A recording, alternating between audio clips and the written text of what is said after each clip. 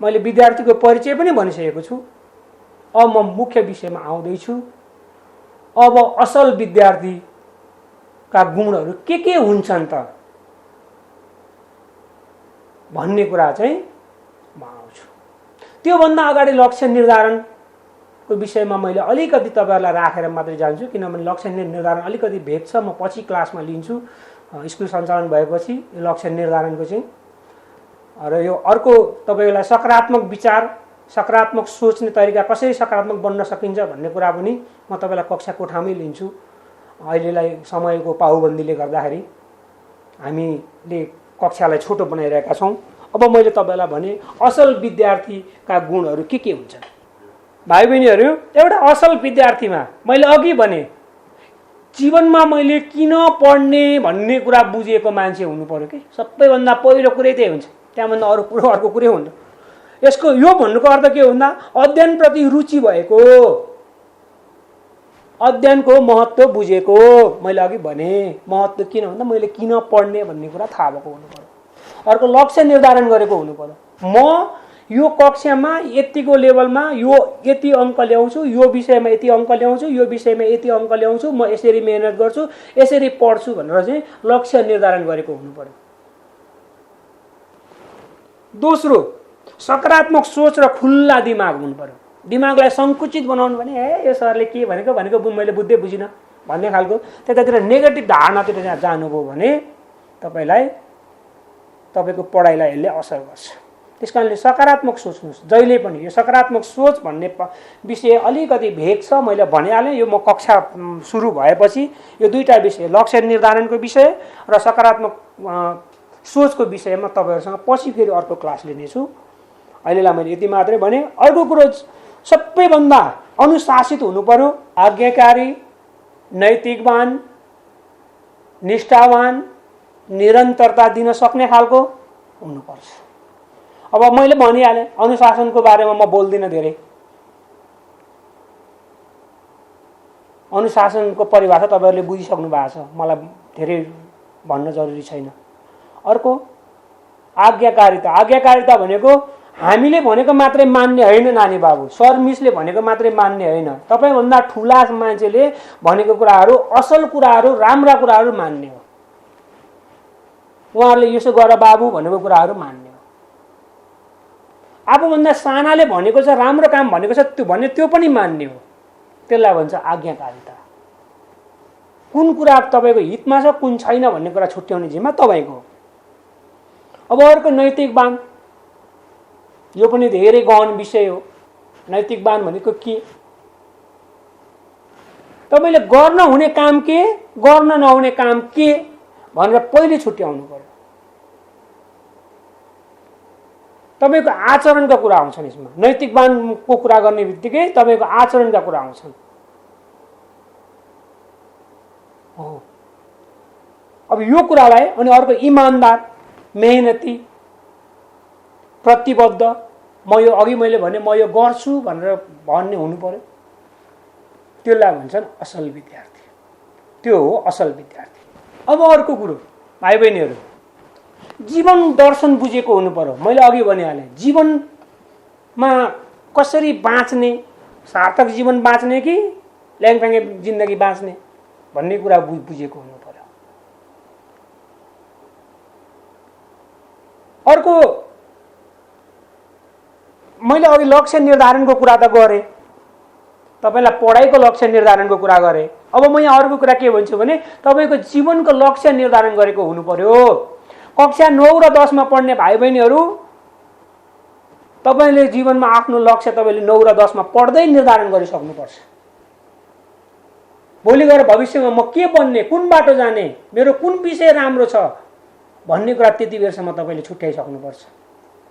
अहिले धेरै विद्यार्थीको समस्या के हुन्छ भन्नुहुन्छ भने साथीभाइको लहलैमा लाग्ने, आफ्नो क्षमता पुग्दैन अनि कठिन विषय रोज्दिने, अनि भोलि गएर असफलता प्राप्त हुन्छ अनि त्यस पछाडि यो जिन्दगीले मलाई यस्तो गर्यो कि भन्ने टाउकामा हात लगाउने, अनि त्यस पछाडि बिस्तारै बिस्तारै कुलतको बाटोमा जाने। किन तनाव भयो मलाई, यस्तो तनाव भयो कि कुरा नगर्न यार। त्यो तनाव अरूले बनाएको होइन नानी बाबु, त्यो तनाव तपाईँ आफ्नो कारणले सिर्जना हुँदैछ, हुन्छ। यो कुरा तपाईँले देख्नुभएको हुन्न।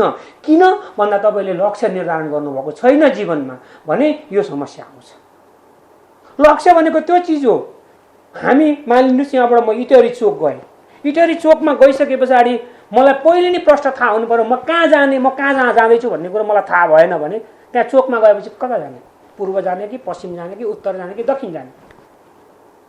लक्ष्य भनेको त्यो हो नानी, बाटो एकदम क्लियर भएको कुरा हो। त्यसैले तपाईँ भोलि 11-12मा कुन सब्जेक्ट पढ्ने, म साइन्स पढ्छु, म डक्टर बन्छु, म साइन्स पढ्छु, म इन्जिनियर बन्छु, साइन्स पढ्छु, होइन म त सरकारी नोकरी गर्छु, त्यो पनि प्रशासनपट्टि, आर्ट्स पढ्छु, होइन म ब्याङ्कमा काम गर्छु, कमर्स पढ्छु, चार्टर एकाउन्टेन्ट बन्छु, कमर्स पढ्छु, होइन म त कम्प्युटर इन्जिनियर बन्छु, आइटी पढ्छु, होइन म त्यो केही पनि गर्दिनँ। यी सबै भनेको त्यस्तै हो नि, सबभन्दा राम्रो चाहिँ पैसा चाहिँ होटलमा छ भनेर भनेन, होटल म्यानेजमेन्ट पढ्छु। अरू जसले जे भनुन् भन्दै भने अन्तिममा अन्तत्व गर्दा यो कृषि चाहिँ सबभन्दा राम्रो रहेछ भन्यो भने एग्रिकल्चर पढ्छु। यसरी लक्ष्य निर्धारण गरेको हुनुपर्छ नानी बाबु। तपाईँहरू धेरै विद्यार्थीहरूको अहिलेको समस्या यो हो, एसई पास गर्यो अनि के पढ्ने भन्दा थाहा छैन, साथीभाइको ललैमा लाग्यो, कमर्स पढ्ने के अरे चाहिँ यो क्षमता भएको विद्यार्थी गएर साइन्समा गएर पढ्यो, 11मै गएर विषय लाग्छ, 12 मरितरी पास गर्यो, त्यो पनि हुन्छ कि हुन्न। अनि त्यस पछाडि त्यत्तिकै जिन्दगी त्यहाँबाट कसैको कता जान्छ, कसैको कता जान्छ भएको अहिले त्यही छ नानी। सबैभन्दा ठुलो समस्याको जरो भनेको यही हो। त्यसैले जीवनको लक्ष्य निर्धारण गर्नुपर्छ नानी बाबुहरू। त्यसैले 9-10मा पढ्ने भाइ बहिनीहरूलाई मेरो विनम्रतापूर्वक के अनुरोध छ भने तपाईँहरूले लक्ष्य निर्धारण गर्नुहोस् जीवनको। अब अर्को, तपाईसँग अब यति कुरा भइसके पछाडि तपाईसँग नियमित व्यायाम हुनुपर्छ, ध्यान हुनु। अहिले त दिनचर्यामा कसरी आउँछ भन्ने कुरा म तपाईँलाई गरेर देखाइदिन्छु। तपाईसँग समय तालिका बनाएको हुनुपर्छ र समयको उचित व्यवस्थापन गरेको हुनुपर्छ।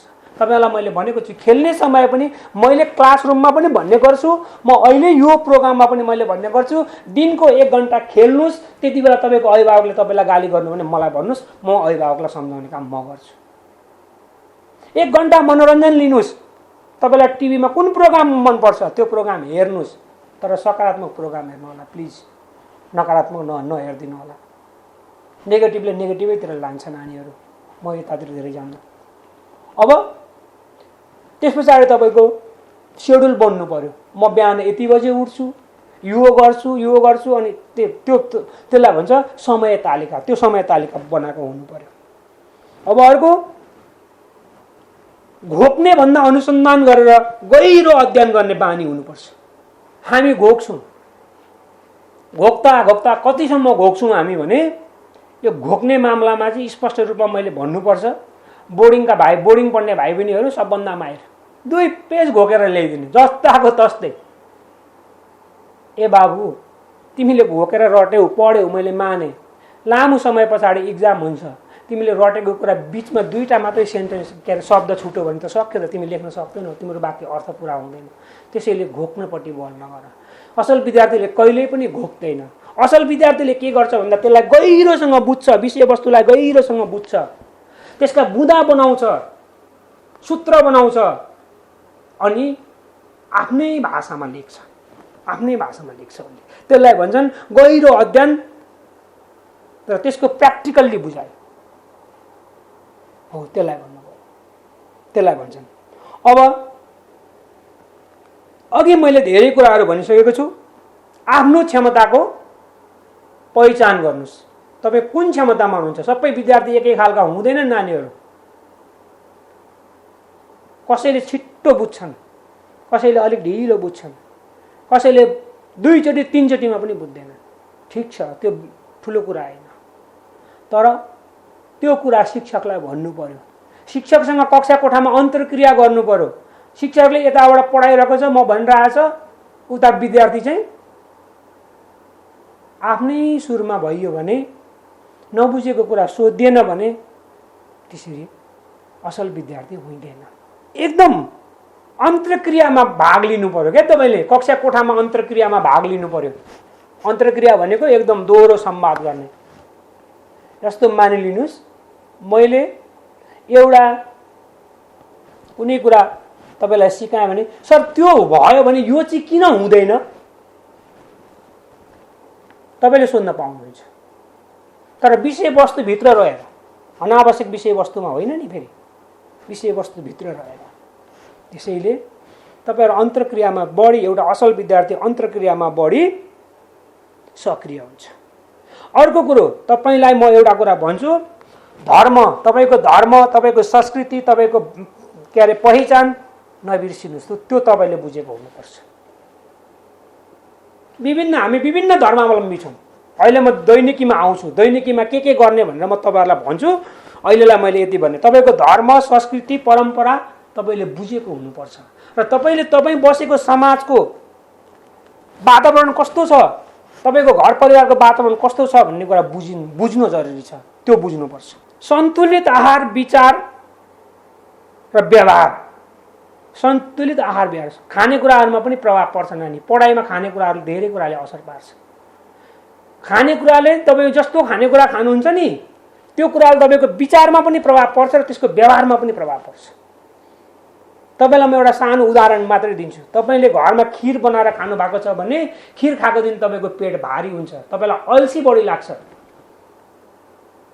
निन्द्रा लाग्छ। किन? त्यो बढी पोषणयुक्त खानेकुरा हो। त्यस्तै अरु खानेकुराहरुमा पनि थुप्रै प्रभाव पर्छ। त्यसैले तपाईको खानेकुराले पनि तपाईलाई पढाइमा तपाईको प्रभाव पारेको हुन्छ। र अर्को कुरा, तपाईले यी सबै गर्नुभयो, मैले माने, सबै गर्नुभयो, समय तालिका पनि बनाउनुभयो, मैले भनेको पनि सबै सुनेर मान्नुभयो, सबै त गर्नुभयो। तर तपाईले एउटा काम चाहिँ के गर्नु भएन भने यो कुरामा सक्रिय भएर निरन्तरता दिनु भएन। लामो समयसम्म त्यो गर्नु भएन भने काम छैन। एक दिन दुई दिन गरेर काम छैन नानी। सफलता प्राप्त गर्नु छ भने जीवनमा सबभन्दा पहिले नानी निरन्तर लाग्नुपर्छ। मैले भन्ने गर्छु नि, मेरो डिक्सनरीमा असफलता भन्ने कुरा हुँदैन। म सक्दिन, गर्दिन भन्ने शब्द मेरो डिक्सनरीमा छैन। त्यसैले सकिन्छ, गरिन्छ, yes I can do it भन्ने हुनुपर्छ भनेर मैले तपाईहरुलाई भने जस्तै निरन्तर रूपमा सफलता प्राप्त गर्न सक्नुपर्छ। सकारात्मक विचार आयो, तपाईले राम्रो सोच्नुहुन्छ, राम्रो बाटोमा जानुहुन्छ। नकारात्मक विचार आयो, तपाई नराम्रो बाटोमा जानुहुन्छ। जहाँ तपाई नकारात्मकमा जानुहुन्छ तपाईलाई त्यसले झन् थप्दै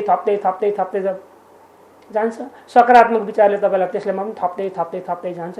बाटो लम्बिँदै जाने। अब मैले अहिले यही भनिरहेका कुरालाई भन्छ नि बुढो ल्याङल्याङ गर्छ भन्नुभयो भने त तपाईको लागि ल्याङल्याङ होला। तर जब भोलि जीवनमा मैले भनेका कुराहरू जब खड्किन्छन् नि त्यति बेला तपाई सोच्नुहुन्छ, ओहो हिजो टेलिभिजनबाट यसो भन्नुभएको थियो सरले, त्यति बेला भन्न केही हुनेवाला छैन नानी। मैले गाली गरेर, अभिभावकले गाली गरेर, मैले एक दुई थप्पड पिटेर, अभिभावकले एक दुई थप्पड पिटेर एकछिन तपाईलाई दुख्छ, तपाई बिर्सिनुहुन्छ नानी। तर जुन दिन समयले तपाईलाई झापड हान्छ, जुन दिन समयले तपाईलाई थप्पड हान्छ, त्यो थप्पडको उपचार कुनै पनि हालतमा छैन, त्यो कोहीसँग पनि छैन नानी। अहिलेकै महामारीलाई तपाईँ हेर्नुहोस् न, के विश्वमा तपाईँको वैज्ञानिकहरू छैनन् होला? ठुल्ठुला विद्वान डाक्टरहरू छैनन् होला? सबै अरूको दबाई छ, यसको दबाई किन छैन? किन अझै पत्ता लाग्न सकेको छैन भन्दा यो समयको आँधी हुरी, आँधी बेरी हो। त्यसकारणले यसको अब यसले पार्ने प्रभावको औषधि छैन। जस्तो मान्छे कति हजार मान्छेको मृत्यु भयो, अब कति मान्छे फर्केर आउँछन्? कति मान्छेहरू भोलि आर्थिक अवस्थामा जर्जर भएर चाहिँ गरिबीको रेखामुनि आउनुपर्ने बाध्यता बढिरहेको छ। धेरै मुलुकहरूमा आर्थिक सङ्कट आउने सम्भावना देखिरहेको छ। हो, त्यसैले तपाईको विचार सकारात्मक भएर अगाडि बढ्नुपर्छ। सफल मानिसले कुनै पनि काम गर्दा म गर्न सक्छु होला, म प्रयास गर्छु भन्छ, ऊ निरन्तर रूपमा लाग्छ। असफल मान्छेले राम राम राम यो कहाँ गर्न सकिन्छ, यो त हुँदैन त भन्छ। हो, यही कुरा हो म तपाईलाई मैले सकारात्मक र नकारात्मकको, सफल मान्छे र असफल मान्छेको तपाईलाई उदाहरण दिन खोजेको कुरा। नानी बाबुहरू, अब मैले कसरी एउटा असल विद्यार्थीमा हुने गुणहरू के हुन् भन्ने कुरा पनि मैले तपाईहरुलाई मैले भनिसकेँ। अब म एउटा असल विद्यार्थीका दैनिकीहरू के हुन्छन्, एउटा असल विद्यार्थीले आफ्नो जीवनमा आफ्नो दैनिकीमा के गर्छ र कसो गर्दा राम्रो हुन्छ भन्ने कुरा म तपाईहरुलाई सुझावको रूपमा राख्न चाहन्छु। सबभन्दा पहिले बिहान सबेरै उठ्नुस्। तपाई कक्षा 10 मा पढ्नुहुन्छ, 9 मा पढ्नुहुन्छ, 8 मा पढ्नुहुन्छ भने तपाई बिहान 4 बजे उठ्नुपर्छ। मैले अघि भनेको छु, अध्ययनमा आहार विहार र व्यवहारले प्रभाव पार्छ है नानी भनेर मैले भनेको छु। समय तालिकाले प्रभाव पार्छ भनेको छु। त्यसपछि तपाई 4 बजे उठ्नुस्। 4 बजे उठिसकेपछि आधी घण्टा तपाई तयारी हुनुस् र म तपाईलाई उठ्ने तरिका सिकाउँछु। तपाईलाई मात्रै होइन, सबैजनालाई अल्छी लाग्छ नानी। बिहान उठ्न कसैलाई पनि मन लाग्दैन। मस्त निदाको बेलामा उठ्न कसैलाई पनि मन लाग्दैन। तपाईलाई मात्रै होइन, त्यो सबैलाई हो। तर तपाईसँग के हुनु पर्यो भन्दा मेरो लक्ष्य यो हो, त्यसकारणले म उठ्नुपर्छ भनेर तपाईसँग त्यो निरन्तरता हुनु पर्यो। र बिहान तपाई 4 बजे उठ्नुस्, जुरुक्क उठ्नुस्, ओछ्यान छोड्नुस्। ओछ्यान छोड्ने बित्तिकै पहिले तपाई खुट्टा भुइँमा एकछिन चिसो भुइँमा टेक्नुस्। त्यसले त तपाईलाई अलिकति ताजगी महसुस गराउँछ। त्यसपछि तपाई बाहिर निक्लिनुस्, बरन्डामा एकछिन टहलिनुस्, मुख धुनुस् मजासँगले, सफा पानीले मुख धुनुस्। तपाई आफ्नो अरु सरसफाइका कामहरू सक्नुस्। त्यसपछि तपाई आफ्नो कक्षा, आफ्नो पढ्ने अध्ययन रुममा तपाईलाई म 2टा फोटो सिफारिस गर्छु। एउटा तपाई सरस्वतीको फोटो, अर्को वा बुद्धको फोटो। यो 2टा मध्ये फोटो, एउटा फोटो अनिवार्य रूपमा राख्नुस्। तपाई सुत्ने सिरानी भन्दा माथि राख्नुस्। त्यसपछि तपाई त्यति गरिसकेपछि सम्भव हुन्छ, सक्नुहुन्छ, एउटा सुमधुर अगरबत्ती बालेर त्यो फोटोको छेउमा राख्नुस्। सक्नुहुन्न, सम्भव छैन, त्यो पनि नगर्नुस्। त्यसपछि तपाई आफ्नो किचनमा गएर मनतातो पानी 1 गिलास मनतातो पानी पिउनुस्, केही नराखिकिन है। त्यसपछि तपाई फर्के, अब तपाई फ्रेस भइसक्नु भएको हुन्छ। अब तपाई त्यसपछि आउनुस्, तपाई केही योगा गर्नुस् र त्यसपछि तपाई यो मन्त्र जप्नुस्। हात यसरी राख्नुस्, पलाटी मारेर बस्नुस्। तपाईलाई जुन आसन सजिलो लाग्छ त्यो आसनमा बस्नुस्। आँखा छिम्म गर्नुस्, आँखा बन्द, यसरी आँखा बन्द गर्नुस्। त्यसपछि तपाई लामो लामो सास, पहिले लामो सास 3 चोटी तान्नुस्, छोड्नुस्, फेरि तान्नुस्, छोड्नुस्। यसरी 3 पटक गर्नुस्। अब त्यसपछि तपाई अरु केही नगर्नुस्। म तपाईलाई अरु केही भन्दिन। तपाईले यो सजिलो पनि छ, यो चीज तपाई गर्नुस्।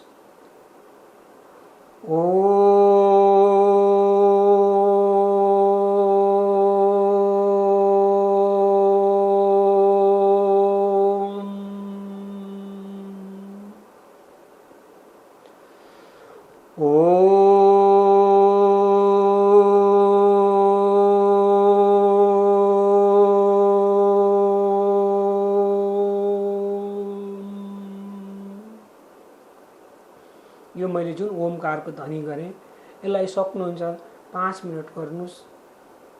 सक्नुहुन्न 11 पटक गर्नुस्। त्यति गरिसकेपछि तपाईमा अब शरीरमा इनर्जी फिल गर्नुहुन्छ। तपाईमा एक खालको शक्ति, एक खालको ऊर्जा फिल गर्नुहुन्छ। तपाईलाई अब तपाई निन्द्राबाट तपाई अब बिउजिनुहुन्छ। अब तपाईलाई हत्तपत्त निन्द्रा लाग्दैन नानीहरू। त्यस पछाडि तपाईँ आफू समय तालिका अनुसार अध्ययन सुरु गर्नुहोस्। 7 बजेसम्म पढ्नुहोस्। 7 बजे पछाडि आधी घण्टाको लागि तपाईँले आफूलाई खेल्ने अथवा शारीरिक एक्सर्साइज केही गर्नेछ गर्ने, वा परिवारसँग समय बिताउनु छ परिवारसँग समय बिताउने समयलाई छुट्याउनुहोस्।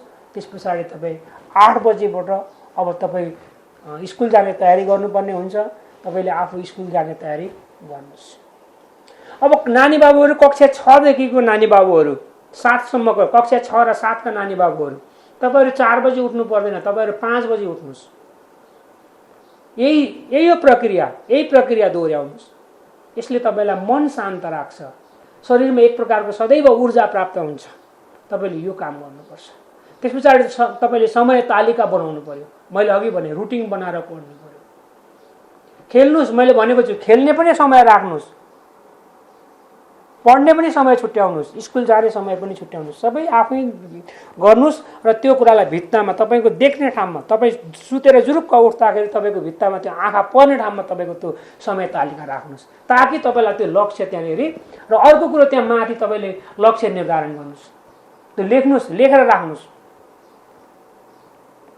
लक्ष्य निर्धारण गर्नुभन्दा पहिले सपना देख्नुपर्छ नानी। सपना भनेको निधाएर देखिने सपना होइन नि, फेरि आँखा चिम्म गरेर देख्ने सपना मात्रै हो, निधाएर होइन, कल्पना गरेर देख्ने सपना हो।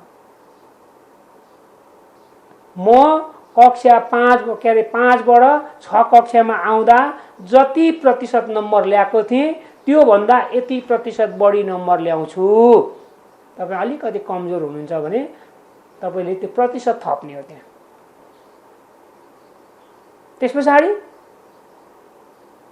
तपाईँको राम्रो प्रतिशत आएको छ, तपाईँले राम्रो नम्बर ल्याउनु भएको छ भने म कक्षा 5बाट 6 मा जाँदा जति प्रतिशत नम्बर ल्याएको थिएँ त्यो प्रतिशत घटाउँदिनँ।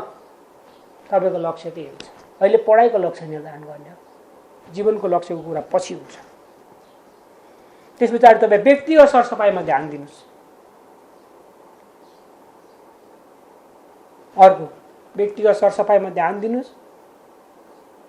पाठ्य पुस्तकहरूलाई तपाईँले भेट्ने ठाउँमा मिलाएर आफू सुतेको ओछ्यान आफै मिलाउनुहोस्।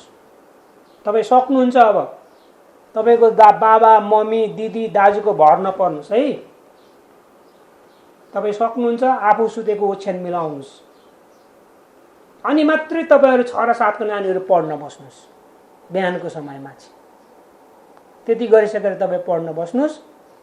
अरू समय तालिका अनुसार गर्दै जानुभयो भने सफलता प्राप्त गरिन्छ। अर्को असल विद्यार्थीले आफ्नो स्वभाव, आफ्नो रुचि र विषय वस्तुका आधारमा समय तालिका परिवर्तन गरेर पढ्न सक्छ। तर पढ्नु चाहिँ पर्यो। मैले भने चाहिँ सबै कुरा छुट्याउनुहोस् र निरन्तर रूपमा यो एक दिन मात्रै गर्ने होइन नानी बाबुहरू, निरन्तर रूपमा यो गर्नुहोस्। निरन्तर रूपमा गरिराख्नुपर्छ। जबसम्म तपाईँले निरन्तर रूपमा गर्नुहुन्न तबसम्म यो कुरा सम्भव हुँदैन, लागू हुँदैन, पुरा हुँदैन। त्यसैले निरन्तरता दिनु पर्यो, लामो समयसम्म गर्नु पर्यो। तपाईँले एक दिन तपाईँलाई अल्छी लाग्छ, 2 दिन तपाईँलाई अल्छी लाग्छ, 3 दिन अल्छी लाग्छ। जब तपाईँले हप्ता दिन 15 दिनसम्म यो काम गर्न थालिसके पछाडि अब तपाईँ अभ्यस्त हुनुहुन्छ, तपाईँलाई त्यो नगरिकन मनै लाग्दैन, अनि तपाईँ आफै गर्नुहुन्छ। अल्छी सबभन्दा ठुलो शत्रु, असल विद्यार्थीको सबैभन्दा ठुलो शत्रु भनेको अल्छी हो नानी। अनि म भोलि गरौँला नि भन्ने कुरा हो। भोलि कहिल्यै पनि आउँदैन। तपाईँहरूलाई म अहिले भनिदिन्छु, भोलि कहिल्यै आउँदैन नानी, जहिले वर्तमान आजै आउँछ। तर हामीले भन्दा चाहिँ भोलिको लागि भनेर भन्छौँ, तर त्यो भोलि कहिले पनि आउँदैन। भोलि गरौँला भन्यो भने त्यो कहिले पनि गरिँदैन। सबभन्दा मूल मन्त्र मैले नगरे कसले गर्ने, अहिले नगरे कहिले गर्ने, यो मूल मन्त्र हो। तपाईँसँग यो कुरा हुन्छ। र विद्यार्थी भनेको जहिले पनि ऊर्जावान हुन्छ। अघि मैले विद्यार्थीको परिभाषामा स्लाइडमा मैले देखाइसकेको छु। सदैव ऊर्जावान, सकारात्मक सोच भएको, खुल्ला दिमाग भएको, संकुचित दिमाग होइन, संकुचित विचार होइन। यो कुरालाई तपाईँले ख्याल गर्नुभयो भने र यसरी तपाईँले दैनिकी तालिका बनाउनुभयो भने तपाईँ जहिले पनि सफलता प्राप्त गर्नुहुन्छ, तपाईँसँग असफलता भन्ने कुरा रहँदैन। अब आउनुहोस्, मैले दैनिकीको कुरा गरेँ, अब विद्यालय जाने समयको कुरा मैले अघि भनिहालेँ। तपाईँलाई बिहान कसरी उठ्ने मात्रै भने, र एउटा असल विद्यार्थी 10 बजे पछाडि बस्दैन है नानी हो। 10 बजे पछाडि तपाईँ सुत्नुहोस्। होमवर्क गर्दै हुनुहुन्छ, समय पुगेन, सर मैले 10 बजेसम्म गरेको होमवर्क यो हो, त्यसकारण मैले तपाईँले मलाई यसो भन्नुहुन्थ्यो, म सुतेँ भनेर आउनुभयो भने तपाईँलाई त्यो म छोडिदिन्छु। 10 बजे पछाडि तपाईँ नबस्नुहोस्, 1 मिनट पनि नबस्नुहोस्। 10 बजे पछाडि तपाईँले सुत्नै पर्छ, किनभने मानव जीवनमा सबैभन्दा महत्त्वपूर्ण, अघि मैले तपाईँलाई भने, आहार विहार भनेको के हो भन्दा पहिले खानेकुरा, त्यस पछाडि तपाईँको व्यवहार, त्यसमा तपाईँको समय तालिका बनाउने बित्तिकै के हुन्छ भन्दा तपाईँको निन्द्रा पनि पुग्नुपर्छ। निन्द्रा मान्छेको महत्त्वपूर्ण ठुलो चिज हो। मान्छे निन्द्रा पुगेन भने मान्छे डिप्रेसनमा जान्छ, मान्छे मानसिक सन्तुलन गुमाउन सक्छ। त्यस कारणले निन्द्राको सही व्यवस्थापन गर्नुहोस्। 10 बजेबाट तपाईँ 4 बजेसम्म सुत्नुभयो भने तपाईँलाई निन्द्रा पुग्छ। त्यसैले तपाईँ 10 बजे तपाईँ सुतिसक्नुहोस्, बिहान 4 बजे उठ्नुहोस्, बेलुका 10 बजे सुत्नुहोस्। हाम्रो अहिलेका नानी बाबुहरूको, धेरै विद्यार्थी नानी बाबुहरूको बानी कस्तो छ भने, तपाईँहरूको कसैको नहुन पनि सक्छ।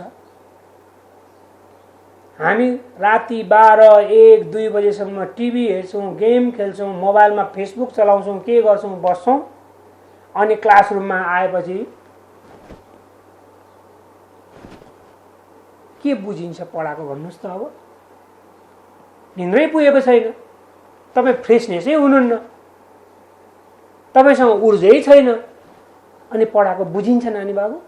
बुझिँदैन।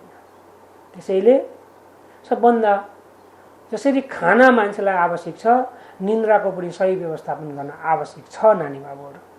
अब आउनुहोस्, म अर्को विषयवस्तुमा प्रवेश गर्छु। भाइ बहिनीहरू, अब म तपाईहरुलाई प्रभावकारी अध्ययनमा प्रभाव पार्ने तत्त्वहरू केले प्रभाव पार्छ, किन सही तरिकाले पढ्न सकिँदैन भन्ने कुराहरू म राख्छु र कसरी पढ्दा सफलता प्राप्त गरिन्छ भन्ने राख्छु। सबभन्दा पहिलो कुरो विद्यार्थीको शारीरिक अवस्था। यहाँ धेरै कुरा आउँछ है नानीहरू। यो शारीरिक अवस्थामा तपाईको शरीर स्वस्थ भएको हुनु पर्यो, तपाईको शरीरमा स्फूर्ति भएको हुनु पर्यो। त्यसपछि तपाईको शारीरिक अवस्था पहिलो कुरा त। दोस्रो कुरो तपाईको मनोवैज्ञानिक समस्या। तपाईलाई कुनै कुराको चिन्ता छ, कुनै कुराको भय छ, कुनै कुराको डर छ, कुनै कुरा तपाईको चाहिँ मानसिक रूपमा तपाईलाई कुनै तनाव छ भने तपाईले असल तरिकाले पढ्न सक्नुहुन्न। अर्को संगतको परिणाम। तपाईको संगत कस्तो छ, तपाई कस्तो संगतमा हुनुहुन्छ। यदि तपाई खराब साथीहरुको संगतमा हुनुहुन्छ वा खराब मान्छेको संगत गरिराख्नु भएको छ भने तपाई दुर्व्यसनमा फस्ने, कुलतमा फस्ने प्रबल सम्भावना हुन्छ। आज तपाई जानुहुन्छ, है साथी जा मलाई त त्यहाँ चिन्छन् कि यो स्कुलको विद्यार्थी भनेर, तँलाई चिन्दैनन्, उ त्यहाँबाट मलाई यो खैनी किनेर ल्याइदिन भनेर पहिले सुरुमा तपाईलाई खैनी किन्न पठाउला, अथवा गुड्का किन्न पठाउला, अथवा कुलतका सामान किन्न पठाउला। तपाई जानुहुन्छ, किन्दिनुहुन्छ, ल्याइदिनुहुन्छ, तपाई खानुहुन्न, तर उसलाई दिएपछि उसले के गर्छ, लान अलिकति चाख, थोरै अलिकति खान केही हुँदैन के, म कसैलाई पनि भन्दिनँ। तपाईलाई आज अलिकति खुवाउँछ, भोलि खुवाउँछ, पर्सि खुवाउँछ, निकोर्सि खुवाउँछ, खुवाउँदा खुवाउँदै अब तपाईलाई पुरै कुलतमा उसले बानी पार्छ। बानी पारिसके पछाडि अब तपाईलाई उसले के गर्छ, ए म मात्रै किनेर कति खुवाउनु, लु तँ पनि किन भनेर भन्छ। अब त्यस पछाडि तपाईले के गर्नुपर्ने हुन्छ नानी बाबु। त्यस्ता गार्जेनसँग, अभिभावकसँग तपाईँ मलाई यो गर्न पैसा दिनु भन्न सक्नुहुन्न। अनि तपाईले कि खाजा खाने पैसा बचाएर त्यो चिज किन्नु पर्यो, खाजा नखाइकिन, कि त तपाईले अभिभावकको खल्तीमा हात हाल्नु पर्यो थाहा नपाइकिन। हेर्नु त, खराब सङ्गत गर्दाखेरि, खराब साथीभाइको सङ्गत गर्दाखेरि कसरी मानिस बिग्रिँदो रहेछ। त्यसैले भाइ बहिनीहरू सबभन्दा पहिलो कुरा म तपाईँलाई के भन्छु भने यदि त्यस्ता खराब बानी बेहोरा नपढ्ने, हे होमवर्क नगर्न, किन होमवर्क गर्नु पर्यो, हसियार भयो भने सरले भोलि हात भन्नु, यस्तरी हात हाल्छ, आज कुट्छ भोलि कुट्छ पर्सि कुट्छ, कति दिन कुट्छ सरले भनेर तपाईँलाई त्यस्ता त्यस्ता नराम्रा कुराहरू, नकारात्मक कुराहरू, नेगेटिभ कुराहरू सिकाउने साथीहरू यदि हुनुहुन्छ, तपाईँसँग त्यस्तो सङ्गतको गरेको साथीहरू हुनुहुन्छ भने म प्लिज तपाईँहरूलाई हात जोड्छु, म बिन्ती गर्छु, म रिक्वेस्ट गर्छु, त्यस्ता साथीहरूको सङ्गत छोडिदिनुहोस्। त्यसले तपाईँलाई होइन, तपाईँ र तपाईँको परिवार दुइटैलाई भोलि धेरै ठुलो क्षति पुग्छ। त्यस पछाडि अब अर्को कुरो के हुन्छ त भन्दाखेरि उचित सरसल्लाह, तपाईँलाई समस्या पर्यो र उचित सरसल्लाह पाउनु भएन भने पनि तपाईँलाई प्रभावकारी अध्ययनमा बाधा पर्छ। त्यसैले यो कुरा चाहिँ अभिभावक र शिक्षकमा भर पर्ने हुँदा तपाईँलाई कुनै पनि समस्या पर्यो भने तपाईँले तपाईँको समस्यालाई अभिभावक र तपाईँको शिक्षकसँग तपाईँले आफ्ना मनका कुरा राख्नु पर्यो र ती समस्या राख्नु पर्यो र त्यस पछाडि बिस्तारै बिस्तारै ती समस्याका समाधानहरू खोजिन्छ, तपाईँलाई सही तरिकाको सही बाटोमा हिँडाउन मद्दत गरिन्छ। अब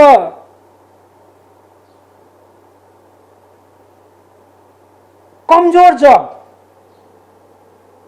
लेखन तथा अध्ययनको तरिका कमजोर तरिकाले पढेको छ तर एबिसिडी पनि राम्रोसँग आउँदैन, कह पनि राम्रोसँग आउँदैन, ककाकी के आउँदैन, मात्राको आउँदैन, अङ्क आउँदैन, यदि त्यस्तो छ भने पनि तपाईँलाई माथिल्लो क्लासमा आएपछि अध्ययन गर्नलाई धेरै समस्या आउँछ अनि तपाईँलाई पढ्न मन लाग्दैन। यो हो प्रभावकारी अध्ययनमा बाधा पुर्याउने कुरा। अब यसको अर्को कुरा अब अर्को के हुन्छ भन्दाखेरि स्कुल प्रशासन र कक्षाको वातावरण र शिक्षक तथा परीक्षकहरूमा पनि भर पर्छ। यो कुरा चाहिँ यसले तपाईँलाई यहाँ पनि बाधा पुर्याइरहेको। भाइ बहिनीहरू, अब प्रभावकारी रूपमा अध्ययन गर्नका लागि, राम्रोसँग अध्ययन गर्नका लागि मात्र नभएर मानव जीवनमा सफलता प्राप्त गर्नु छ भने सफलता प्राप्त गर्न चाहिने आवश्यक कुराहरू के हुन् त भन्ने कुराहरू म तपाईँहरूलाई अलिकति म राख्छु। सबभन्दा पहिले त सपना र दूरदृष्टि हुनुपर्छ। मैले अघि भने सपना देख्नुहोस् भनेर, सपना निधाएर देख्ने सपना होइन, आँखा चिम्म गरेर म भोलि यो ठाउँसम्म। सपनाको अर्थ यहाँनिर म तपाईँहरूलाई भन्छु लक्ष्य निर्धारण गर्नु, म यो बाटोमा यहाँसम्म पुग्छु भनेर तपाईँले त्यो कल्पना गर्ने काम चाहिँ त्यसलाई भन्छ सपना र दूरदृष्टि। अर्को तपाईँलाई चाहिन्छ चरित्र र अनुशासन। तपाईँको चरित्र नैतिक चरित्र खराब छ, तपाईँ खराब बाटोमा हिँड्नु भएको छ। अझ स्पष्ट रूपमा भन्नुपर्दा कक्षा 8, 9, 10 का भाइ बहिनीहरू तपाईँहरूमा शारीरिक तथा मानसिक परिवर्तनको अवस्थामा तपाईँहरू गलत बाटोमा हिँडिदिनु भयो भने यसले भोलि ठुलो दुर्घटना ल्याउन सक्छ। नकारात्मक बाटोमा गइदिनु भयो भने ठुलो दुर्घटना ल्याउन सक्छ। अर्को प्रेरणा र साहस, जुन कुरालाई तपाईँहरूलाई हामीले हौसला दिइरहेकै छौँ, यो पनि एउटा प्रेरणा र हौसला दिने क्लासै हो। म त्यस कारणले तपाईँहरूलाई यो कुरा सेयर गरिरहेको छु ताकि भोलि तपाईँलाई अध्ययन गर्न सजिलो होस् भनेर। अर्को कुरो तपाईँसँग प्रतिबद्धता चाहिन्छ। म यो गर्छु भनेपछि गर्छु, बिचमा म भाग्दिनँ। समस्या आउँछन्, अनगिन्ती समस्या आउँछन्, लड्ने हो, जुझ्ने हो, समस्यासँग फेस गर्ने हो, तर भाग्ने चाहिँ होइन। अर्को तपाईँसँग दया र करुणा हुनुपर्छ। तपाईँ निर्दयी बन्नुभयो, तपाईँ कठोर बन्नुभयो, तपाईँ अमानवीय व्यवहार गर्नुभयो भनेदेखि तपाईँले जीवनमा सफलता प्राप्त गर्न सक्नुहुन्न र अध्ययनमा पनि यो कुराले तपाईँलाई प्रभाव पार्छ। अर्को कुरो जिम्मेवारी र जवाबदेहिता। मेरो काम पढ्ने हो, मलाई होमवर्क दिएको छ, मैले जसरी पनि गर्नुपर्छ भनेर तपाईँले त्यो गर्नुभयो भने त्यो जिम्मेवारिता हो। घरवाला छोरो तपाईँ आज चाहिँ बस्दिनु है, अथवा छोरी आज चाहिँ यहाँ पुगेर बस है भनेर भन्नुभएको छ बाबा मम्मीले, अनि तिमी हुन्छ भनेर भन्नुभयो तपाईँहरूले। पछि बाबा मम्मी आउँदाखेरि त छोराछोरी अर्कै है साथीको, त्यो जिम्मेवारी पनि भएन। कुनै गल्ती गरियो, केही गरियो, सोधियो, खै मलाई त थाहा छैन, खै पनि त नि के मैले गर्दा भएको हो र भन्ने खालका यस्ता नेगेटिभ उत्तरहरू दियो भने त्यो जवाफदेहिता होइन। तपाईँले गरेको गल्ती नै गर्नुभएको छ भने पनि मैले गरेको हुँ, मैले जानिनँ, गल्ती भयो भन्नुभयो भने त्यसलाई सुधार्न सकिन्छ। तर गल्तीलाई ढाकछोप गर्नपट्टि लाग्नुभयो, लुकाउनपट्टि लाग्नुभयो, ढाँट्नपट्टि लाग्नुभयो भने कहिल्यै पनि तपाईँले जीवनमा सफलता प्राप्त गर्न सक्नुहुन्न। कडा मेहनत र निरन्तरता, कडा परिश्रम गर्नुपर्छ। सितिमिति पाराले लक्ष्यमा पुगिँदैन, सफलता प्राप्त गरिँदैन नानीहरू। त्यसैले धेरै मेहनत गर्नुपर्छ। अर्को कुरो, सिक्ने र पुनः सिक्ने। तपाईँ छक्क पर्नु होला, के भनेको होला सरले भनेर। एकचोटि सिकिसक्नुभयो नि, फेरि त्यसलाई आफ्नो तरिकाले सिक्ने क्या, सिक्ने र पुनः सिकिराख्ने, निरन्तरता दिइरहने।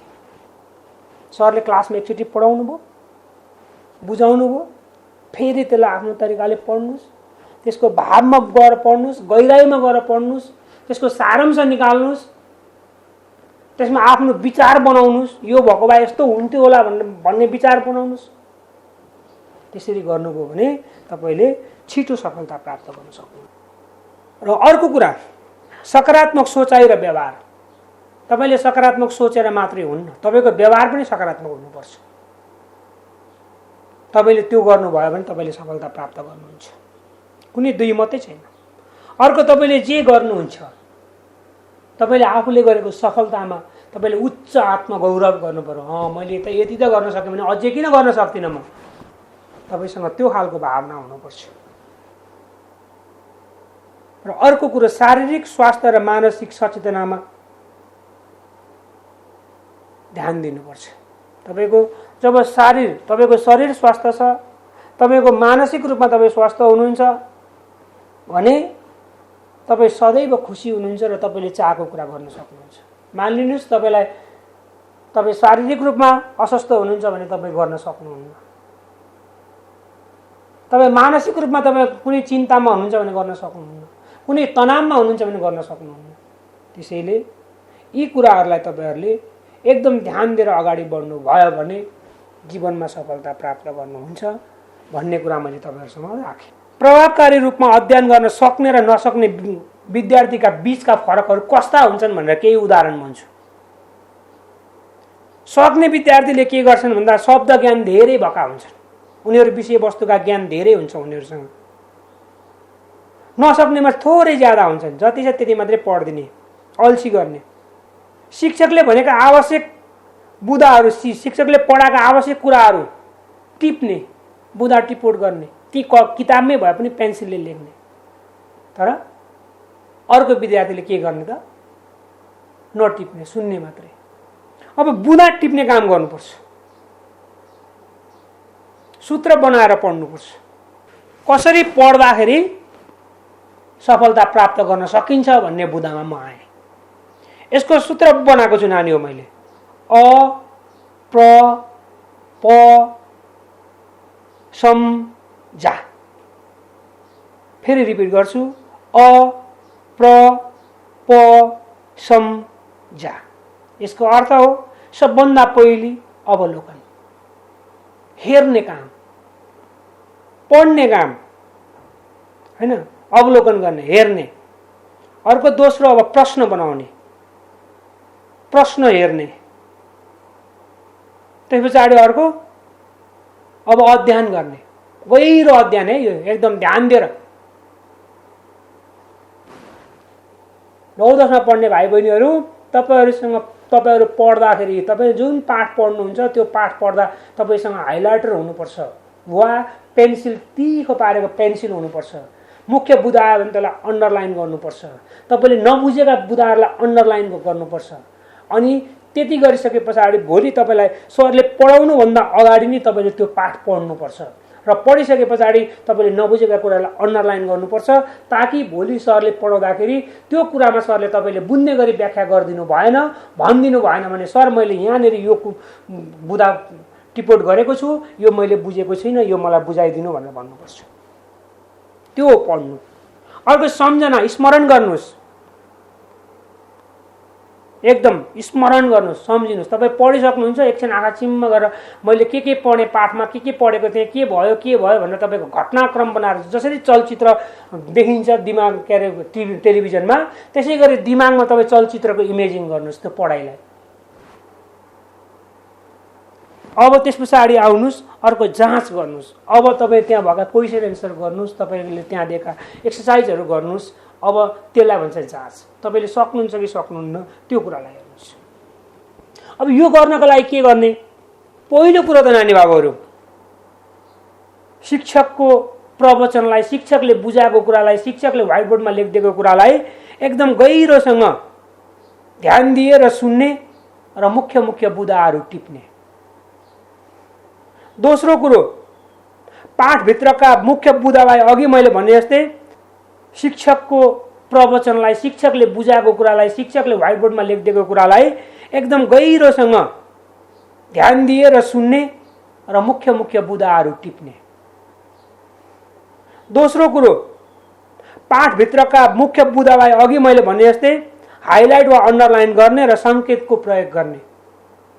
तेस्रो, लक्ष्य, समय तालिका, मुख्य कुराहरूको सूत्र निर्माण गरी चार्ट पेपरमा टाँस्ने र नियमित अध्ययन गर्ने। मैले अघि भने तपाईँको लक्ष्य, तपाईँको दैनिक सेड्युल, समय तालिका र मुख्य मुख्य सूत्रहरू जस्तै म्याथमेटिक्सका सूत्रहरू, साइन्सका सूत्रहरू, भाषाका पनि सूत्रहरू छन्। भाषाका सूत्रहरूलाई तपाईँले ठ्याक्कै आफू उठ्दाखेरि अगाडिपट्टि देखिने गरीको भित्तामा तपाईँले टाँस्नुहोस्, ताकि तपाईँ जुरुक्क उठ्दाखेरि तपाईँले बिहानै पहिले त्यो कुरा देख्नु पर्यो।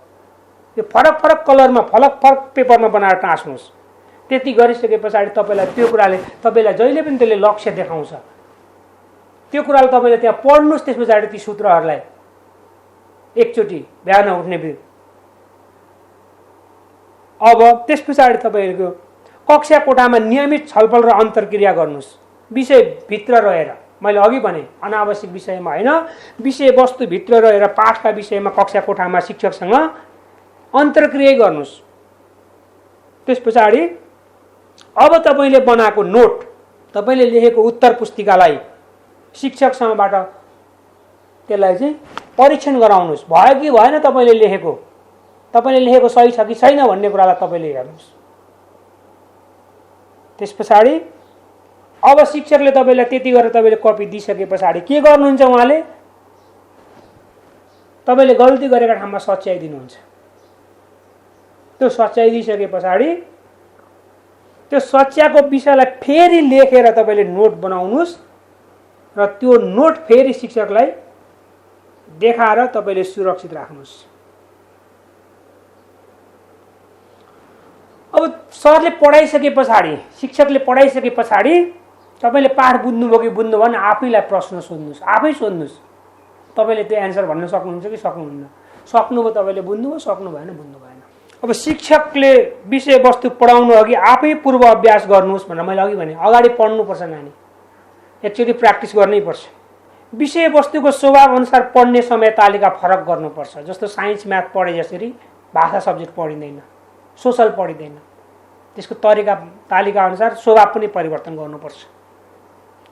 अब आउनुहोस् महत्त्वपूर्ण कुराहरू, सूत्रहरू ध्यान विधिबाट पढ्नुहोस्। भनेको मतलब पढिसक्नुहुन्छ नि, अनि ध्यानमा आँखा, अघि मैले तपाईँलाई आँखा चिम्म गर्न सिकाएको छु। आँखा चिम्म गरेर पलाटी मारेर आँखा चिम्म गरेर तपाईँ अब सम्झिनुहोस् आज दिनभरिका क्रियाकलापहरू के भए क्लासरुममा, अनि सरले कसरी पढाउनु भयो, साइन्स सरले भनेका सूत्रहरू के थिए, तपाईँ सम्झिने प्रयास गर्नुहोस्। सम्झिनु भएन फेरि आफ्नो कपी पल्टाउनुहोस्, त्यो सूत्रलाई, त्यही सूत्रलाई मात्रै सम्झिनुहोस्, फेरि हेर्नुहोस्, फेरि सम्झिनुहोस्। त्यसो गर्दै गर्दै तपाईँले जबसम्म तपाईँ अब सम्झिन सक्नुहुन्न तबसम्म तपाईँले त्यसलाई चाहिँ आँखा चिम्म गरेर ध्यान विधिबाट तपाईँले त्यो कुरालाई राख्नुभयो भने त्यो पछिसम्म र लामो समयसम्म हुन्छ।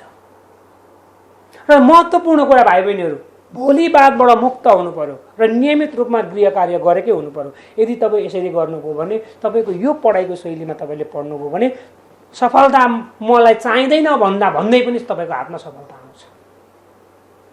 मलाई यति नम्बर चाहिँदैन भन्दा पनि त्यति नै नम्बर आउँछ। समयलाई मध्यनजर गर्दै ती विषयवस्तुलाई एकदम सार संक्षेपमा राख्ने प्रयास गरेको छु। कतिपय कुराहरू त अपुरा रहे होलान्, कतिपय कुराहरू छुटेका होलान्।